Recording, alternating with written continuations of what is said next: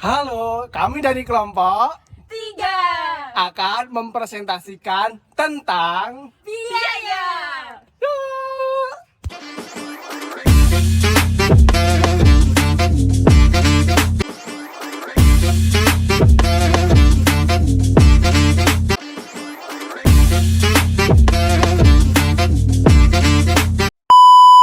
kami akan mempresentasikan materi kami yakni mengenai biaya.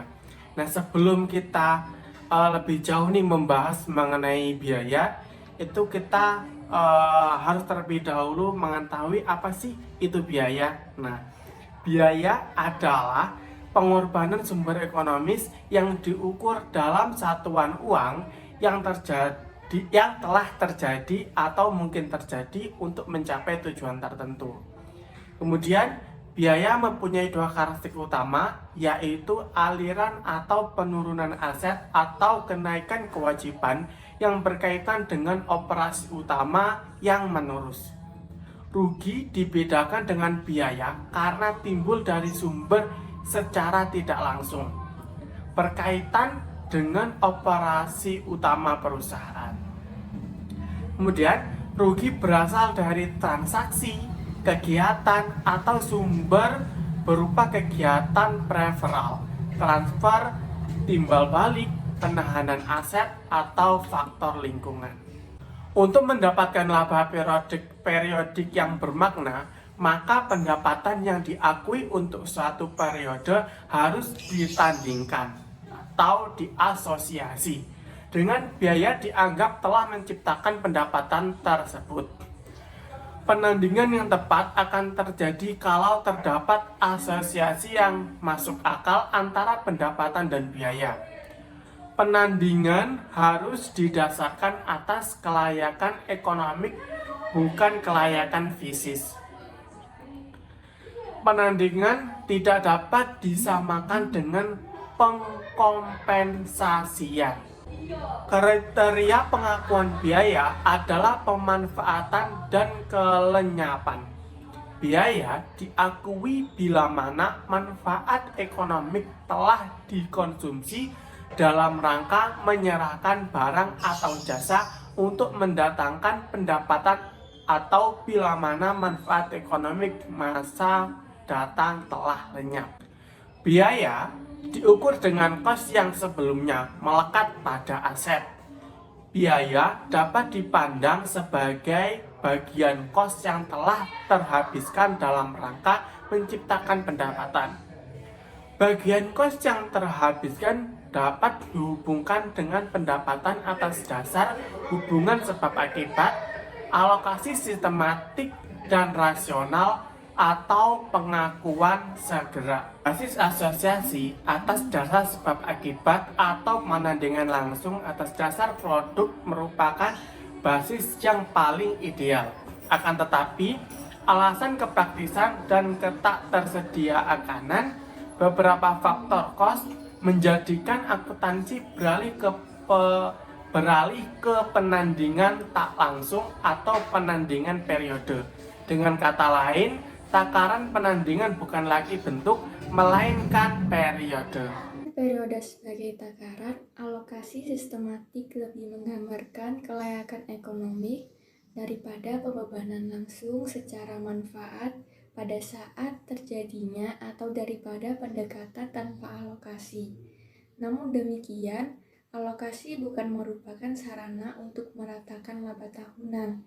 Harus dibedakan antara tujuan perataan faktor kos dalam periode interim atau bulanan untuk kepentingan internal dengan perataan laba antar tahun untuk kepentingan eksternal. Untuk penentuan kos produk yang tepat, alokasi internal merupakan kebutuhan. Alokasi kos bergabung atau bersama yang paling valid secara teoretis adalah alokasi atas dasar harga pasar relatif. Alokasi ini sejalan dengan konsep upaya dan hasil serta homogenitas kos. Alokasi harus dilakukan karena bila suatu produk menghasilkan pendapatan, maka pendapatan tersebut jelas bukan tanpa kos atau cost free. Makna alokasi antar periode sebenarnya adalah penundaan pembebanan kos yang merepresentasi manfaat ekonomik aset. Kos dapat ditangguhkan pembebanannya terhadap pendapatan kalau kos dapat dikaitkan secara cukup pasti dengan pendapatan masa datang. Kos dapat ditangguhkan pembebanannya kalau kos merupakan pengeluaran yang sah, merupakan pengeluaran yang umum, wajar atau normal. Dapat dikaitkan secara cukup pasti dengan pendapatan atau kegiatan masa datang dan terjadi berulang-ulang. Alokasi bukan sarana penundaan rugi. Semua rugi yang nyata telah terjadi harus segera diakui tanpa harus memandang apakah rugi tersebut berkaitan dengan kegiatan utama perusahaan. Pembebanan arbitrer lebih valid dibanding penundaan pembebanan kos yang tidak lagi merepresentasi manfaat ekonomik. Keterlenyapan manfaat menjadi pemicu untuk mengakui segera kos sebagai biaya atau rugi. Bila biaya dipandang dalam arti luas, penandingan pendapatan dan biaya dapat didasarkan atas penandingan produk, periode, dan arbitrer.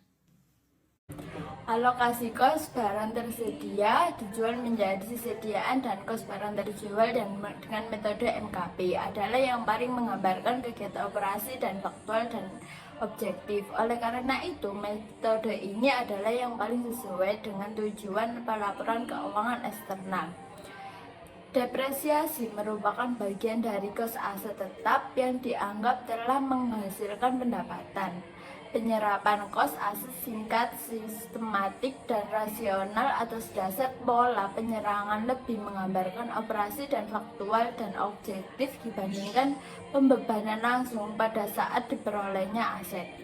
Terjadinya beberapa metode depresiasi dimaksudkan untuk memberikan keleluasaan bagi menjamin untuk menentukan pola penyerapan manfaat yang paling sesuai dengan kondisi yang melingkupi. Walaupun demikian, metode unit produksi adalah metode yang paling ideal.